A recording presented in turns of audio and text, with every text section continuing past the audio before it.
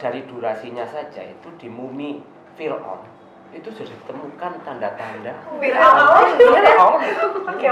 Ya, Fir'aun itu tahun berapa itu? 3000 sebelum Masehi, 5000 tahun yang lalu. Itu di paru-parunya itu ditemukan tanda-tanda tuberkulosis. Terus Mas Aidan apa yang jadi motivasi terbesarnya nih sampai akhirnya bisa lulus TBC ini jadi alumni gitu? Sekarang ada penemuan baru nih, biar itu cepat sembuh, hanya 6 bulan pengobatan.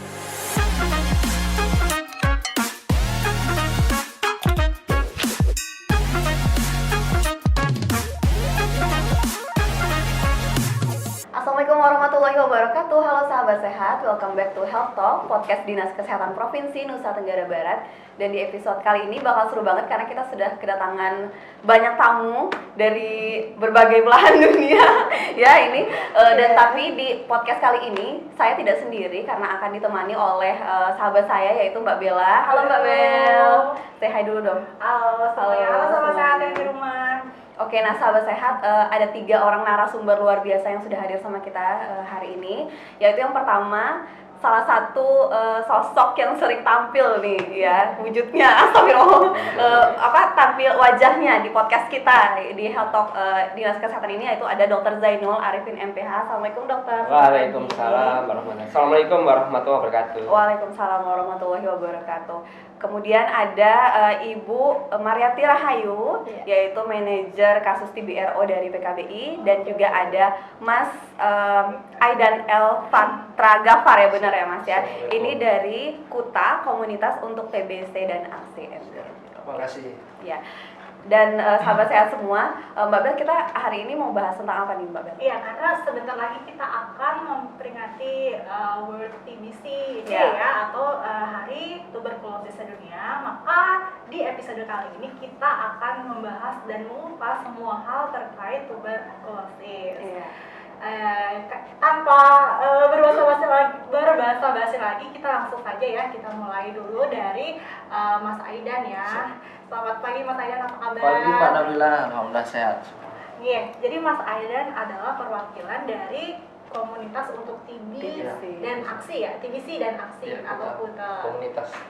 Nah, Mas Aidan sendiri ini sebenarnya seorang survivor atau penyintas tuberkulosis ya? Ya, alhamdulillah kebetulan ya, kalau bagi saya ini niscaya diberikan penyakit itu sebuah salah satu anugerah juga supaya kita lebih mengingat ya sebagai pengingat kita mengingat dan lebih belajar untuk kehidupan. Saya kebetulan TB kena akhir tahun 2022 kurang lebih. TBC awal itu kena 2000 Oktober kurang lebih kalau saya ingat. Mulai pengobatan itu November akhir. Sudah setahun ya berarti? Hampir setahun, alhamdulillah. Selesai lulus jadi alumni itu Mei. Alumni TB ya? Alumni TB ya? TBC ya, oke. Boleh nggak Mas Aidan menceritakan sedikit perjalanan kenapa bisa sampai terinfeksi TBC? Ya. Mungkin lumayan panjang ya ceritanya. Kebetulan saya kan kuliahnya di Bandung. Saya kuliah ambil kelas karyawan, jadi kuliah saya sore, kerja saya di perusahaan di wiring harness, kebetulan di bagian manufaktur. Itu pagi. Cuman siklus di perusahaan saya namanya Jawa Barat tuh, apalagi di wilayah industri, kita kena 2 shift. Mungkin itu faktor saya nggak ngerti ya, karena di perusahaan saya tuh 2 shiftnya, shift malamnya itu yang sangat membakar tenaga ya, karena itu kurang lebih dari jam 8 malam sampai jam setengah 7 pagi. Waduh, itu semalaman ya? Semalaman, kalau shift malam. Ya, gitu. Mungkin dari situ mungkin pola hidup yang menurut saya kurang baik ya, karena sore harus bangun kuliah lagi, balik kerja lagi. Itu mungkin awal, cuman kalau setelah saya pelajari juga awal TBC ini kan penyakit dari udara juga. Kan saya di perusahaan tuh hampir ada 5.000 karyawan. Dan kan saya juga tidak tahu kita karena berinteraksi ke siapapun adatnya gitu. Di Betul situ sekali, ya, padat banget, terus nggak tahu siapa yang sudah sakit. Dan saya juga tidak menyadari imun saya lagi bagaimana, dan kebetulan juga itu kan habis corona juga. Nah, itu menarik sekali. Terus tahunya gejala yang awal yang diperlihatkan oleh Mas Aidan tuh sebenarnya apa? Kebetulan saya lagi mengerjakan skripsi. Jadi saya memutuskan resign karena saya tidak kejar untuk mengerjakan skripsi ya, karena harus kerja terus harus kejar dosen juga. Setiap saya kerjaan skripsi di sore hari saya mulai demam. Demam. Ya, teman-teman saya itu belum mulai batuk, cuman demam. Dari demam dulu ya? Demam dulu terus berapa kali teman ngasih paracetamol segala macam memang turun, cuman hari keberapanya saat kerja kelompok masih demam. Dan mulai maghrib seminggu setelah demam itu mulai batuk. Dan itu sedingin batuk, terus pas malam tuh saya bisa kurang lebih karena keringetan Pak ya. Itu hampir tiga kali saya ganti baju. Itu masih belum menyadari Mbak ya.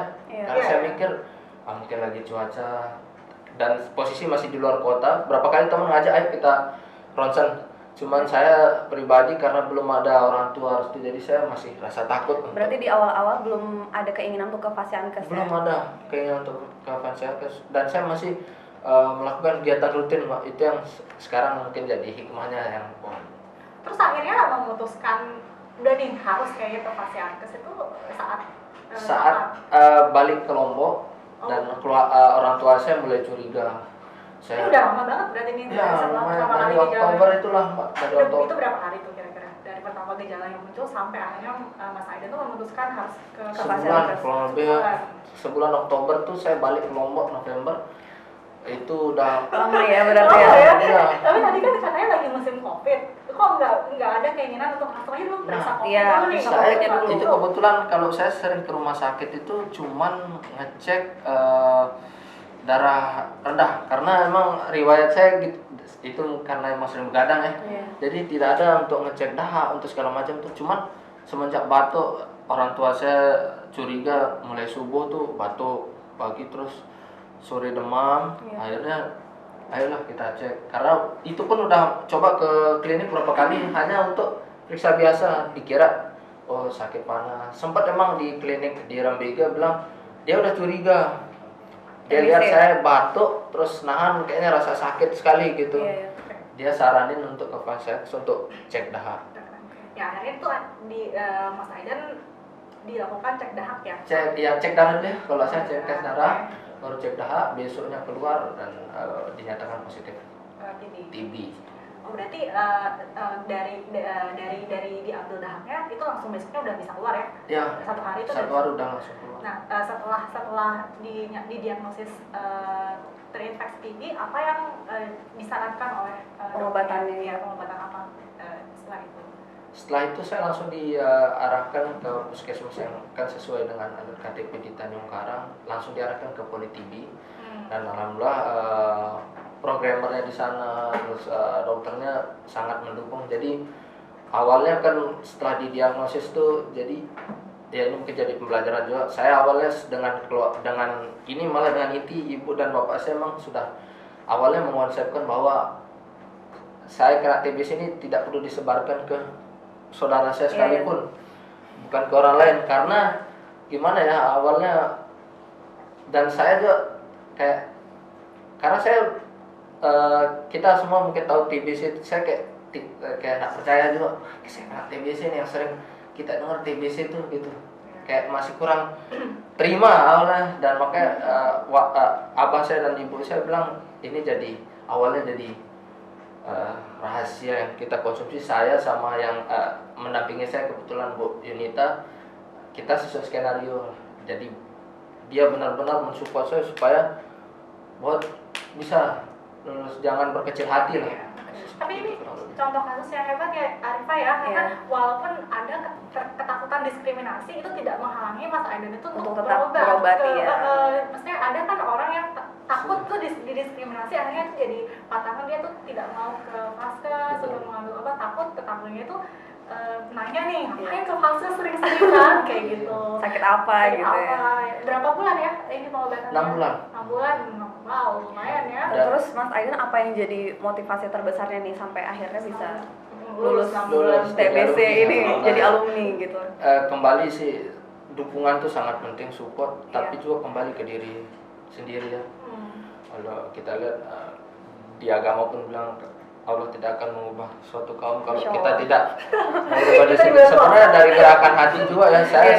Awalnya saya juga sebenarnya kurang percaya diri, bahasa saya orangnya aktif juga Pak di kampus, saya sebagai ketua UKM, terus di sini pun saya berapa kali di organisasi, dan saya kebetulan anak band juga, dan itu kan sebuah pukulan jauh bagi saya karena saya harus awalnya cuman saya dalam hati saya bergerak, ada hal yang harus saya perjuangkan.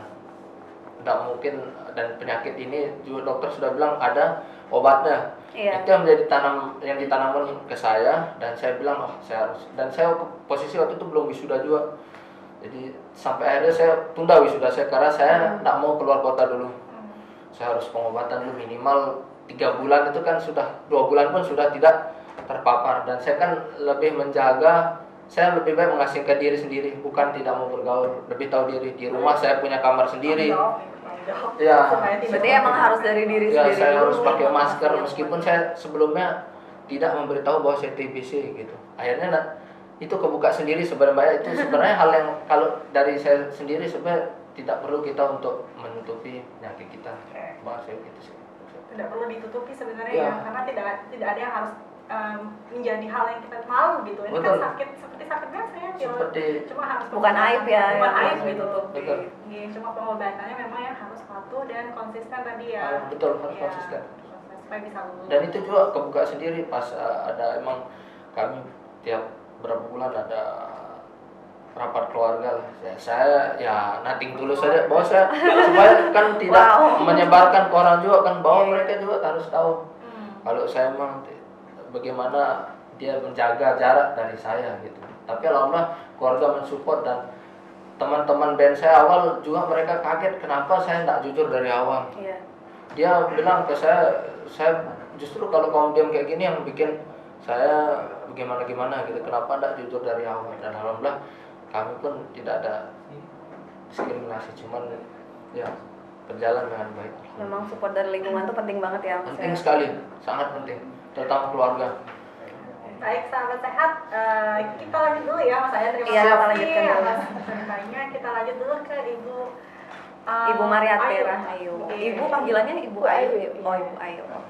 Oke, sekarang kita beralih ke Bu Ayu ya. Bu Ayu dari PKBI kan Bu ya. Betul. Nah, kalau misalnya untuk orang awam mungkin mengetahui PKBI ini adalah Perkumpulan Keluarga Berencana Indonesia. Nah, tapi Ibu sendiri adalah manajer kasus TBRO nih. Nah, sebenarnya apa sih kaitan antara PKBI dengan penanganan kasus TBC ini sendiri gitu?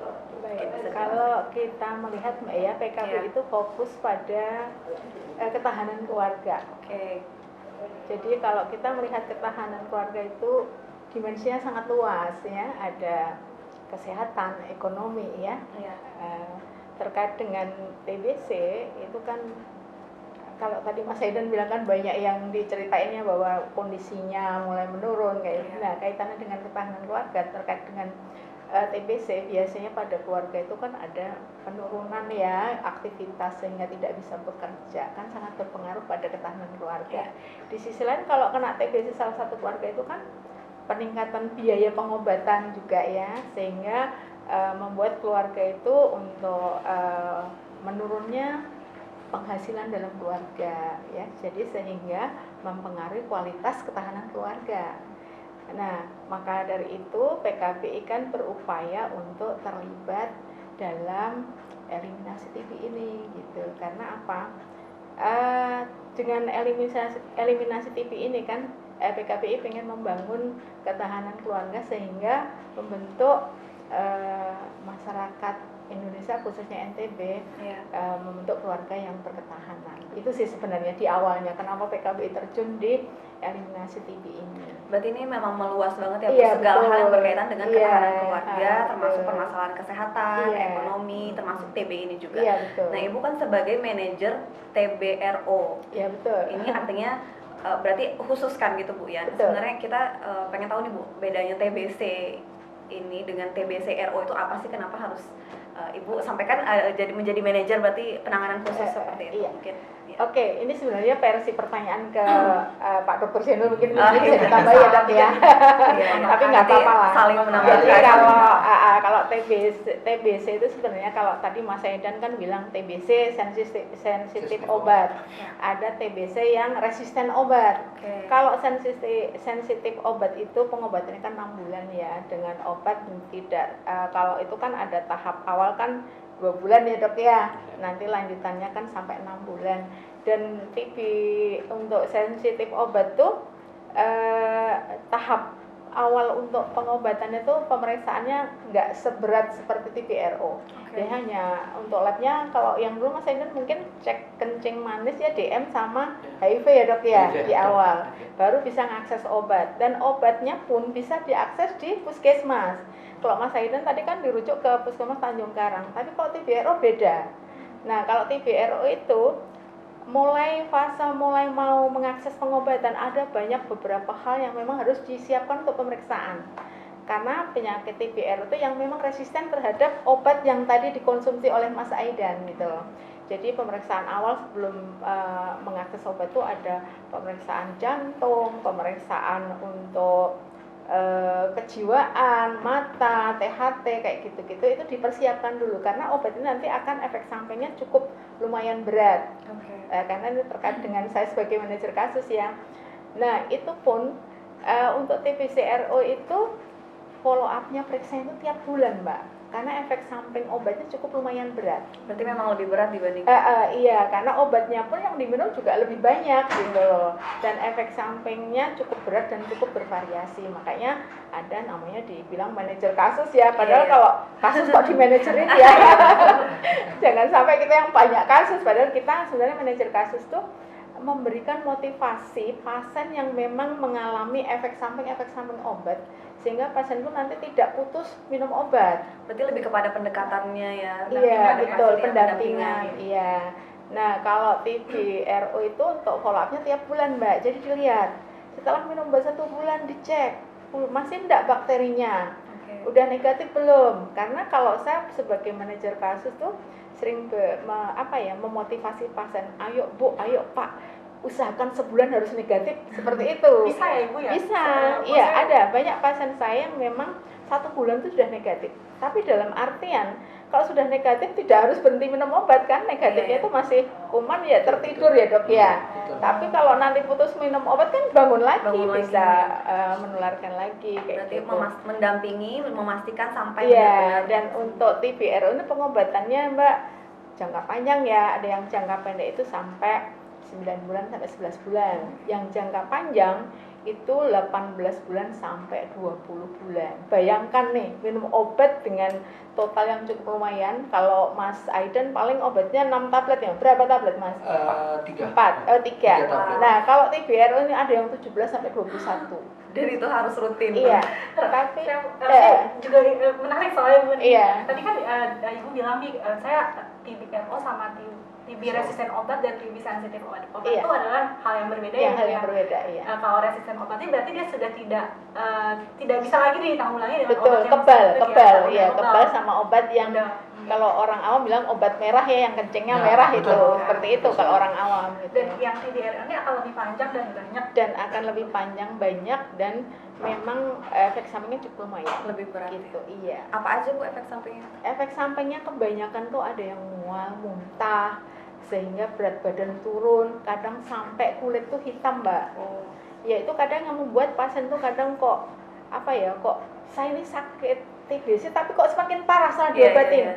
Nah memang untuk tahap awal itu muncul ya Dok ya efek samping seperti itu, tapi nanti kalau udah tahap lanjutan efek samping akan berkurang gitu.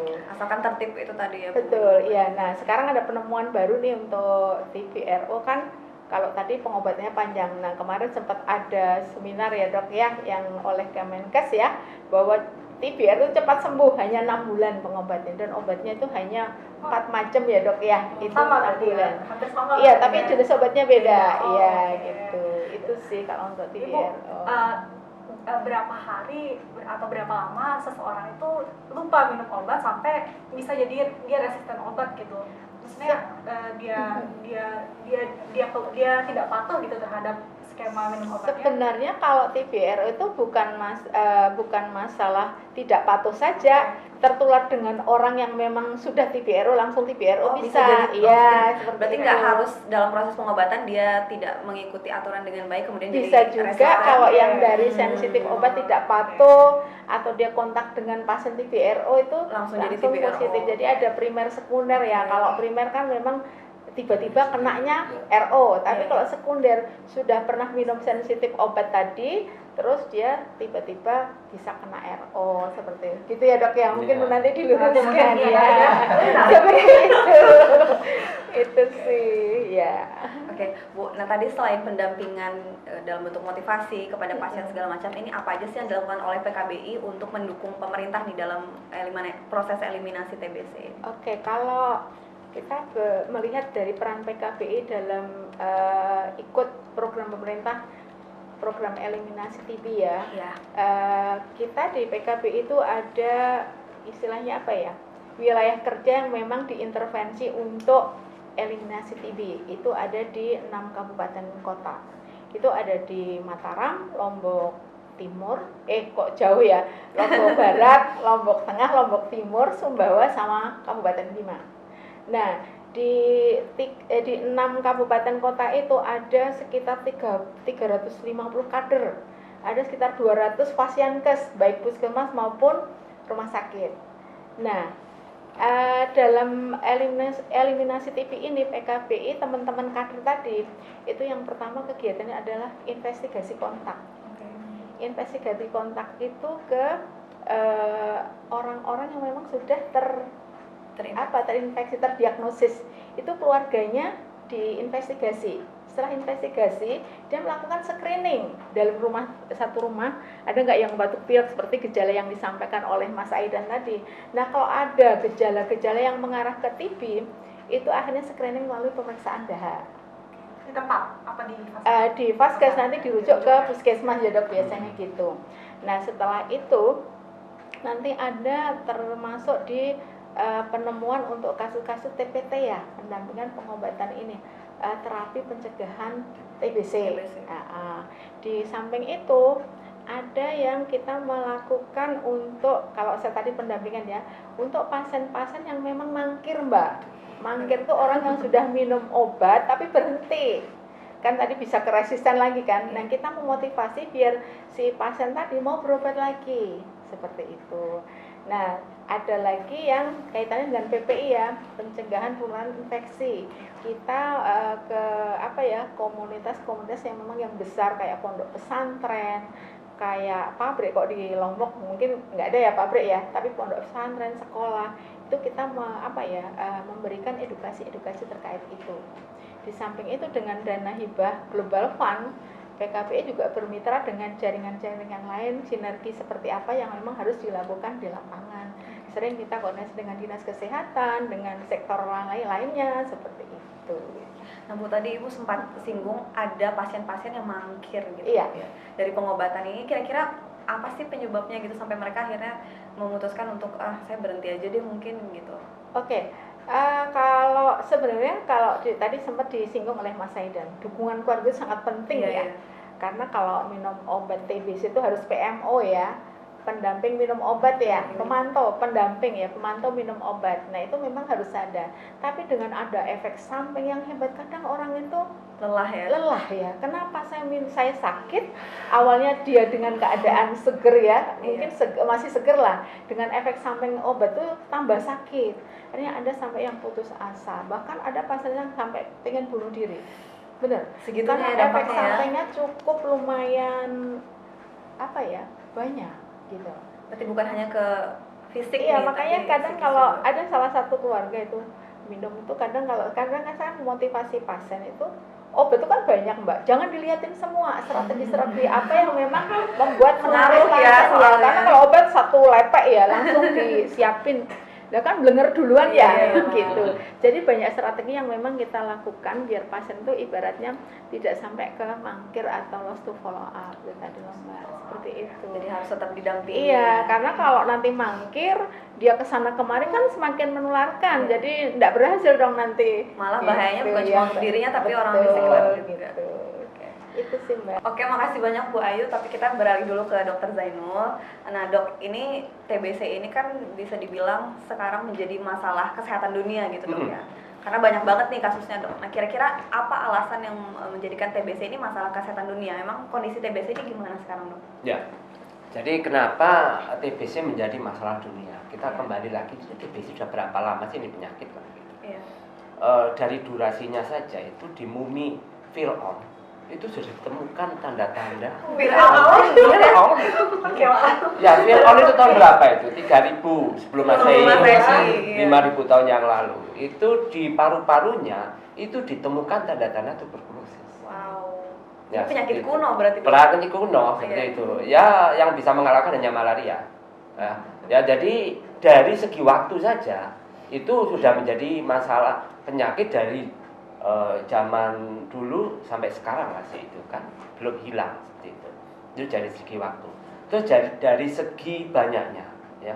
Jadi saya diperkirakan ada 1 miliar di dunia ini dengan tuberkulosis. Ya, itu dari segi banyaknya. Terus kemudian dari segi impact-nya, ya, bahwa orang dengan sakit tuberkulosis itu karena yang diserang adalah paru-parunya, maka bisa dipastikan terjadi penurunan produktivitas. Nah, jadi bayangkan kalau ada orang yang kena sakit TBC, produktivitasnya akan turun tergantung dari berat atau ringannya dia atau lama tidaknya dia kena TBC. Semakin lama dia kena TBC, maka produktivitas akan turun. Dan ingat, paru-paru yang kena TBC itu irreversible. Irreversible. Jadi kita berusaha untuk temukan secepatnya supaya tidak lebih berkembang lagi. Jadi produktivitas. Iya, yang Nah, seperti itu ya, itu produktivitas sudah turun. Plus sumber daya harus ada dialihkan ke untuk penanganan TBC. Jadi sudah produktivitas karena TBC produktivitasnya turun, ada sumber daya yang lain harus untuk menutupi produktivitas yang turun. Nah, itu menjadi masalah kan di dunia. Oleh karena itu dunia sudah menetapkan untuk kita tahun 2030 itu eliminasi TB. Nah, tapi kan Dok ini karena udah lama banget ya penyakit ini udah penyakit kuno gitu. Tapi kok nggak hilang-hilang nih Dok? Kira-kira apa gitu sebabnya? Ya, karena TBC ini adalah penyakit yang berbeda dengan yang lain ya. Jadi kumannya itu masuk ke dalam sel intraseluler, beda dengan yang lain. Itu masalah mikrobiologi ya. Tapi kembali lagi itu TBC bisa ditemukan, nama TBC itu kan di tahun kalau nggak salah itu 1930 ya. Robert Koch itu kan, makanya dulu namanya Koch pulmonum bukan TBC. Nah itu berapa tahun itu baru ketemu namanya, baru bisa mengekstraksi bakterinya. Nah kemudian antibiotik itu baru ditemukan tahun 1970-an itu, 60-an untuk TBC. Baru menjadi regimen itu 1980. Karena apa? Antibiotik itu harus masuk menembus ke intraseluler di dalam sel dan tidak semua antibiotik bisa melakukan itu. Dan TBC itu bakterinya adalah perkembangannya lambat ya, lebih banyak tidur. Nah sekarang kalau manusia ya, kalau banyak tidur, kira-kira makannya butuh makan banyak apa tidak? Tentunya tidak makan. Kalau orang tidur tidak makan. Begitu juga bakteri. Kalau bakteri itu tidur, dia tidak makan. Sehingga walaupun diberikan antibiotik tidak bisa masuk ke dalam bakteri. Berarti emang bakterinya hebat juga. Rumit. Belum lagi vaksin. Vaksin TBC itu ada BCG namanya. Bacillus calmette-guerin. Itu baru ditemukan 1940-an itu. Ya, nah ini dan itu vaksin dari dulu sampai sekarang belum ganti-ganti, teknologinya seperti itu. Iya. Kenapa? Karena sistem imun TBC itu berbeda. Ya, karena TBC itu bersembunyi di dalam sel, tidak semua imun bisa masuk ke dalam sel. Jadi banyak sekali faktor-faktor dari segi mikrobiologi yang berperan di dalam TBC dan ini pendekatannya memang berbeda dengan yang lain. Nah kalau udah kena TBC itu Dok bisa kena lagi nggak Dok? Ya, Ini pertanyaan bagus ya. Karena sistem imun TBC itu tidak long life ya. Iya. Jadi kalau orang sudah kena TBC terus minum obat sembuh gitu ya, sembuh. Nah, kalau ada bakteri lagi bisa masuk gitu. Oleh karena itu penanganan TBC itu tidak cukup minum obat. Oke. Ya, kenapa? Karena bayangkan ya, seumpama saya kena TBC gitu ya. Nah, TBC itu ditularkan lewat droplet, percikan liur kita ya. Jadi saya ngomongnya ada keluar percikan. Nah, itu mengandung bakteri. Nah, bakteri itu kemudian jatuh ke tanah gitu ya. Nah, kalau kena sinar matahari, bakteri itu bisa mati dalam 10 menit. Oh, Kalau dia tidak bertahan. Nah, tidak bertahan. Tetapi kalau dia tidak kena sinar matahari langsung, dia bisa bertahan 6 bulan. Lama juga ya. Bayangkan kalau rumah kita tidak ada sinar matahari masuk. Kalau saya sudah minum obat sembuh, tapi bakteri di tanah ada, kering, melayang-layang, masuk lagi ke saya. Itu satu. Yang kedua, di rumah saya TBC. Apa yakin saya tidak menularkan ke orang lain? Ke saudara kita, keluarga kita, ya, keluarga dekat. Kemudian saya minum obat sembuh, keluarga kita yang sakit nularkan lagi ke kita. Jadi pingpong fenomena. Oleh karena itu kalau ada yang sakit TBC sekarang, pendekatannya kalau ada orang sakit TBC di rumah itu, maka yang sakit TBC diobati minum obat TBC. Yang tidak sakit, dibuktikan tidak sakit, dia minum obat pencegahan TBC. Tetap harus minum obat. Oh, ada obat Ada. TBC. Ada. Tapi syaratnya dia tidak sakit TBC. Oke. Dari diagnosisnya dia terbukti. Iya, terbukti dia tidak sakit TBC. Iya, jadi sama-sama minum obat. Ada Iya betul. Ada obat Programnya untuk baru, sakit, Ibu. gitu. Ya, programnya mungkin 4 tahun terakhir. Udah ini seperti itu. Dari 2019 kalau nggak salah ya, seperti itu. Gitu. Berarti kalau ada salah satu anggota keluarga yang terkena TBC ini, semuanya harus di screening satu keluarga lebih baik. Betul, gitu ya? Untuk ya. memastikan ada Iya, yang tertular seperti atau itu. tidak. Betul, ya. Oke. Jadi kalau ada satu rumah yang sakit TBC, biasanya teman-teman puskesmas datang. Ya. Ya, datang untuk memeriksa seluruh rumah itu apakah ada yang sudah tertular. Kalau ada yang tertular, diberikan obat juga TBC. Tapi yang belum tertular itu diberikan obat pencegahan. Plus dilihat lingkungannya. Oke.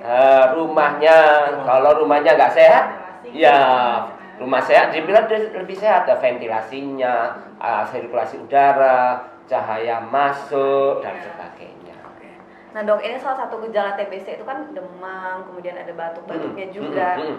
Bagaimana untuk bisa bedain batuknya TBC ini dengan batuk-batuk biasa nih dok? Betul, Batuk penyakit yang lain gitu. Ya, yang jelas batuknya sama. Batuknya sama. Cara aja ya? batuknya sama, gitu, ya. Ya, jadi itu. Iya. Ya, memang TBC ini kita bicara TBC paru ya, karena TBC itu bisa menyerang seluruh tubuh kecuali rambut dan kuku. Oke. Ya. Tapi 90% TBC itu ke paru-paru. Sehingga gejala utamanya adalah batuk. Ya. Nah, batuk yang bagaimana? Pertama, batuk lebih dari 2 minggu. Dari 2 minggu. Lebih dari 2 minggu. Jadi kalau Lebih batuk dari yang 2 lain mungkin karena bakteri atau virus yang lain itu biasanya kurang dari 2 minggu. Tapi ada juga yang lebih dari 2 minggu alergi. Nah, berarti ada lagi batuk lebih dari 2 minggu, kemudian berat badan turun. Tapi ini nggak khas ya, nggak semua orang yang nggak batuk lama, berat badannya tetap gemuk, nggak TBC belum tentu. Juga belum tentu juga kebetulan saya langsing gini terus batuk terus dituduh TBC, enggak juga ya. Itu jadi gejala utama adalah batuk. Gejala berikutnya yang tambahan ya, itu berat badan turun, malam berkeringat. Oh kayak mas tadi. Ya, tapi itu juga tidak semua. Tidak Nanti semua, ya. ada orang, saya kalau malah kok keringatan ya, padahal memang rumahnya panas ya. Itu kejadian ya. Jadi ini keringat malam, berat badan turun, dan mungkin ada gejala-gejala yang lain ya. Tapi yang utama adalah batuk. Oleh karena itu, teman-teman kalau ada gejala batuk kok nggak sembuh lebih dari 2 Sudah bulan, minum obat. ya harus segera ke puskesmas. Saya sih ya, tergantung nanti kalau misalnya ini diarahin ke periksa dahak ya. Pak? Ya, nanti sama puskesmas akan diperiksa dahaknya. Oke dok. Nah ini kayaknya pertanyaan terakhir untuk dokter nih dok. Mengapa TBC ini perlu dieliminasi segera gitu dok? Ya, karena tadi efeknya produktivitas turun.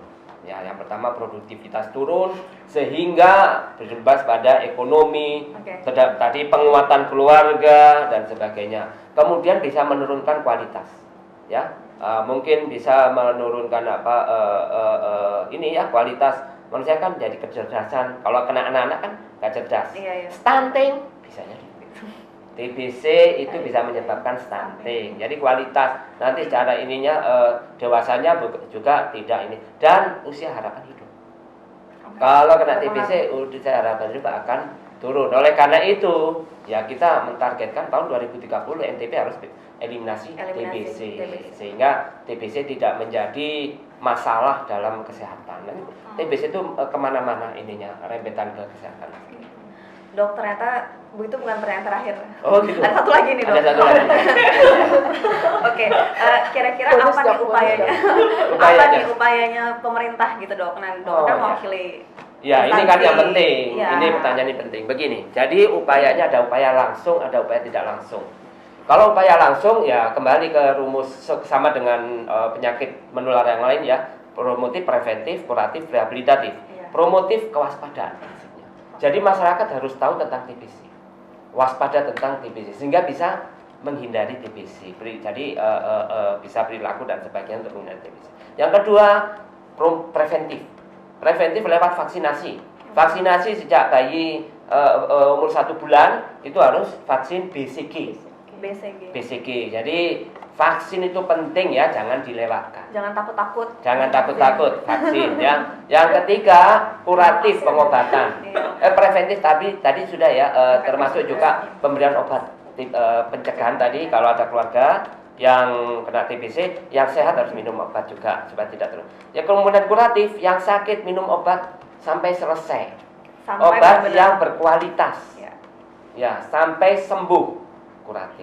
Rehabilitatif, support keluarga, sosial dan sebagainya. Itu langsung. Yang tidak langsung bagaimana? Yang tidak langsung itu adalah upaya-upaya kita yang tidak langsung ke arah TBC, tetapi bisa mencegah TBC, pengendalian TBC. Yaitu contoh rumah sehat. PHBS lagi baliknya, Dok. PHBS, gerakan masyarakat, ya, olahraga, makan makanan yang sehat, ya, gizi baik, tidak merokok. Nah, jadi itu adalah upaya-upaya yang tidak langsung, tapi mendukung terhadap pengendalian TBC. Begitu. Oke. Ya. Nah, mungkin untuk dokter kita cukupkan ya, Dok ya. Kita beralih ke narasumber yang lain dulu nih. Masih ada untuk Mas Aidan ya. Dokter makasih banyak ya, Dok ya, untuk edukasinya. Oke, kita beralih ke Mas Aidan lagi nih. Mas Aidan ini kan sekarang tergabung di komunitas ya. Komunitas Kuta. Mungkin bisa dijelasin komunitas itu apa sih, Dok? Dok lagi. Mas Aidan. Oke. Jadi Kuta ini terbentuk sebabnya juga karena adanya penyintas seperti kami, teman-teman. Dan saya awal dapat undangan dari Bu Ayu, termasuk saya ini excited bagi saya karena bahwasannya secara garis besar untuk kemanusiaan tuh saya sangat tertarik sekali. Dan Kuta sendiri bahwasanya kan anggotanya banyak penyintas, jadi anggota-anggota saya ini lebih tahu apa yang mereka alami, apa yang mereka rasakan, sehingga bisa menjadi figur bagi teman-teman yang sedang menjalani pengobatan bahwa TBC ini bisa sembuh. Makanya Kuta ini kurang lebih ada 5 bulan bertutup, Bu, kurang lebih kita terbentuk, dan mungkin ke depan saya sama teman-teman ke depan kita udah menuju 2 program yang akan kita susun. Yang pertama ada pendampingan sebaya seperti tadi kita mendukung teman-teman yang sedang pengobatan, yang baik yang menuju sembuh ataupun yang sudah sembuh, kita ajak juga ke komunitas.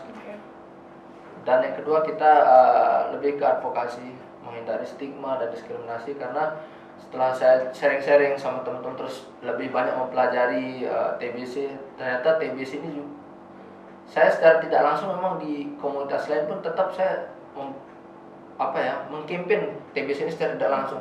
Saya bilang ke guru-guru saya, ke senior-senior bahwa mereka pun kaget, dan saya bilang kalau Anda tawaran TBC pasti kaget, dan saya jelasin bahwa TBC itu sebenarnya penyakitnya bisa sembuh. Jadi supaya masyarakat juga tahu bahwa ini ada obatnya, gitu. Nah itu kita ke depan insya Allah semoga, dan di anggota kami pun ada yang sudah menjadi kader juga. Ke depan kita bisa kerjasama dengan stakeholder, dengan NGO supaya bisa minimal membantu untuk pengerjaan di lapangan. Kalau misalnya dari sahabat sehat ada yang mau masuk atau ikut bergabung Di komunitas ya Mas Aidan, gimana caranya? Apa bisa langsung Bisa langsung, itu sangat terbuka, bisa langsung hubungi ya. menghubungi Kuta ya. Kuta bisa langsung. Ke depan nanti kita mungkin ada pertemuan lagi, karena kita lagi membentuk focal point di tiap, karena ini kan Kuta ini berdiri di provinsi, jadi nanti teman-teman tuh ada yang di Lombok Tengah, Lombok Barat, Di jadi nanti kabupaten kota, ya? betul kabupaten kota. Nanti kita akan bentuk focal pointnya, jadi teman-teman yang dari Lombok Tengah bisa bergabung, nanti kita akan adain pertemuan. Berarti komunitas ini memang berdiri setelah Mas Aidan terkena TBC. Ya kurang lebih seperti itu. Saya Founder ya dong berarti. nah, gimana ya? Saya, Kuta TV ini ada jadi kami sebenarnya untuk pendanaan segala macam setiap acara kami ada organisasi di pusat yang namanya Pop TV. Itu juga organisasi penyintas. Dia membangun jejaringnya di hampir 26 kabupaten kota termasuk di NTB. NTB ini termasuk yang terbaru. Ada 6 OPT terbaru, OPT yayasan lah di Pop TV. Dan dari PKBI sendiri memang merangkul komunitas-komunitas yang bergerak di Iya. bidang. Karena kalau di PKB itu kan nggak bisa kerja sendiri Mbak ya, apalagi pendampingan. Kayak saya ini kan megang 3 rumah sakit nih ya. Kita butuh orang-orang yang seperti timnya Mas Aidan gitu. Jadi menjadi perpanjang tanganan di lapangan terkait dengan pendampingan tadi. Sebenarnya itu sih tujuannya. Ke depan dulu itu kita step by step, karena sama-sama belajar juga. Saya juga ke depan akan selalu koordinasi dengan Bayu karena beliau pengalamannya luar biasa. Beliau ini yang pengalaman biasa. Dokter. Oke, mungkin untuk terakhir ya, kita minta Mas Aidan mungkin bisa memberikan motivasi untuk teman-teman sahabat Siap. sehat yang mungkin saat ini sedang mengalami kondisi yang sama ya seperti yang Mas Aidan alami dulu gitu. Iya. Kalau untuk teman-teman sih sebenarnya lebih percaya diri. Jangan Karena- takut ya. Jangan takut, karena inilah nama hidup ya. Tidak mungkin hidup. Ini sebenarnya kita nih orang terpilih. Kalau bagi saya itu yang harusnya dijadiin mindset. Mindset. Karena sebenarnya saya juga mikir saya sakit karena pikiran juga ya. Oke. Apalagi kita sudah dikasih penyakit itu kita digugurin dosa, tapi untuk pengobatan karena emang seperti dijelasin Bu Ayu, TB ini pengobatannya sangat berat. Apalagi teman-teman yang RO, baik SO atau RO, sebenarnya patuh saja pada pengobatan, dan support system dari keluarga itu juga. Untuk keluarga kita minta supportnya lebih dalam lagi, dan selalu berkoordinasi dengan programmer bahwa pengecekan setiap minggu, setiap bulan, dan yakin TB ini bisa sembuh. Bahkan saya ingin sekali sebelum 2030 bisa tereliminasi. Ya. Mungkin seperti itu. Amin. Karena ini yang saya rasain lah gitu, bahwa ada contoh lah, bukan saya yang bisa sembuh gitu kan. Iya. Teman-teman yang lain, teman di komunitas juga ada yang hero, alhamdulillah bisa sembuh. Percaya diri aja bahwa emang ini cobaan dan ada jalannya. Iya. Udah ada jalan gitu ya. Berarti jangan takut dan ikuti saja prosesnya. Ikuti prosesnya dan sampai selesai. ya, betul. Luar biasa ya. Boleh satu pertanyaan lagi Boleh. untuk dokter Zainul? Boleh banget dong Soalnya ini. ini kan dari Mas Aidan sendiri Iya. berharap supaya bisa tereliminasi. Kondisi kita saat ini gimana dokter Zainul? Apakah kita bisa optimis nih tercapai target eliminasi itu dengan kondisi kita saat ini? Ya, jadi kondisi kita saat ini untuk semua, jadi kalau untuk menuju ke eliminasi TBC tahun 2030 itu syaratnya adalah yang pertama 90% kasus itu ditemukan. Terus dari kasus itu 90%-nya diobati sampai sembuh. Baru nanti tercapai di tahun 2030 kita eliminasi TBC. Nah, kondisi sekarang kita di NTB itu kasus yang ada TBC yang diobati itu 90% terobati sampai sembuh juga. Sudah. Persoalan PR kita adalah baru separuhnya kasus yang ditemukan baru 53% yang ditemukan. Jadi sisanya berarti 47% itu masih berada di antara kita. Dan itu tidak tahu dan pasti tidak diobati karena kalau sudah ketemu TBC pasti kita obati dan sampai sembuh 90%. Nah, jadi yang 47% ini masih ada di antara kita. Nah, ini menjadi PR kita bersama bahwa TBC ini masih menjadi masalah kesehatan di antara kita dan menjadi tanggung jawab bersama kita untuk jika ada gejala-gejala TBC tadi yang batuk berdahak ya, saya lupa batuk berdahak lebih dari 2 minggu, segera ke petugas kesehatan untuk periksa. Jangan ditunda-tunda, jangan takut. Jangan takut. Plus juga kalau ada keluarganya yang sakit TBC ikut periksa juga.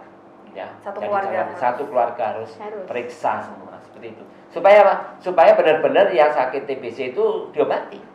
Ya. Dan tidak menularkan ke yang lain gitu. Yang terakhir mungkin dari Bu Ayu, kan Ibu tadi sebagai pendamping untuk pasien-pasien TB gitu, mungkin ada motivasi nih Bu dari Ibu. Kalau dari saya mungkin tidak jauh beda dengan Pak Dr. Zainur dengan Mas Aidan ya. Intinya temukan sedini mungkin dan cepat akses pengobatan sehingga tidak menularkan ke yang lain. Itu sih sebenarnya intinya Mbak. Ya Dok ya. Karena banyak yang ditemukan sehingga tidak berobat. Success rate-nya aja rendah kita gitu loh. Kita bagaimana kalau ditemukan 90, success rate-nya juga 90. Kita harapnya seperti itu sih Mbak. Berarti emang dari awal harus segera kalau memang udah ada gejala-gejalanya jangan ditunda-tunda lagi. Segera periksa. Iya. Mungkin ada closing statement dari Mbak Nabila. Saya mau merangkum aja nih narasumber kita yang hebat-hebat ini. Ini biasa. Kalau dari Mas Aidan dan Bu Ayu segera apabila sudah ada gejala itu jangan malu, jangan takut. Mindsetnya sekarang udah harus diubah. Sakit itu adalah suatu pengingat anugerah dan tidak ada yang perlu disembunyikan sehingga kita langsung ke Pasienkes supaya bisa segera diobati. Dan tadi dari Dr. Zainur luar biasa sekali itu ada dari awal ya, dari promotif dan preventif. Promotif itu mungkin menghidupkan membiasakan perilaku hidup bersih dan sehat, germas, tidak merokok. Lalu preventifnya jangan lupa ya anak-anak kita imunisasi dari masih kecil. BCG itu ada biasanya ada bekasnya ya Dok ya. Kalau sebenarnya itu akan kelihatan udah diimunisasi atau belum. Dan apabila nih sudah sakit langsung ke tindakan kuratif. Tadi sama ya, langsung ke Pasienkes, periksa dahak, dan apabila dinyatakan positif TB berobatlah sesuai dengan anjuran. Dan untuk kita semua sahabat sehat, mari kita dukung teman-teman kita, saudara kita yang TB untuk selalu patuh minum obat, kasih support, jangan menyerah, supaya kita bisa mencapai target apa tadi Mbak? Eliminasi TBC 2030. Optimis ya semuanya. Optimis. Iya. Kalau dari ceritanya tadi berarti optimis ya kita. Insyaallah bisa. Oke. With that being said, it concludes our today's episode. Ya, terima kasih kepada para narasumber kita yang luar biasa. Banyak sekali ya yang kita pelajari hari ini, terutama kami yang bukan dari tuberkulosis tuh luar biasa tuh ilmunya hari ini, sedikit mengerti tentang tuberkulosis. Salam sehat, sehat dimulai dari saya. Tos TB, temukan, obati, sampai sembuh tuberkulosis. Terima kasih. Assalamualaikum warahmatullahi wabarakatuh.